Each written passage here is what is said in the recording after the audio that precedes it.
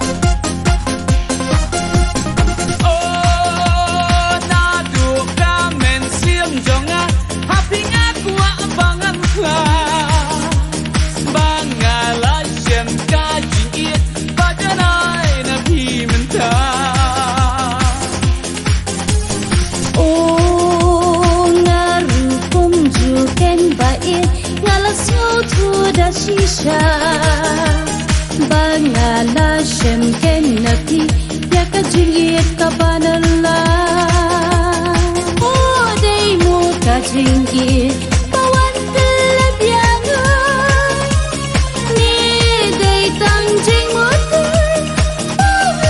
shuma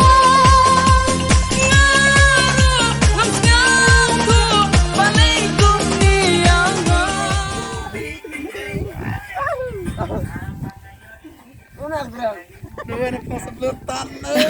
Fatihnya sekali.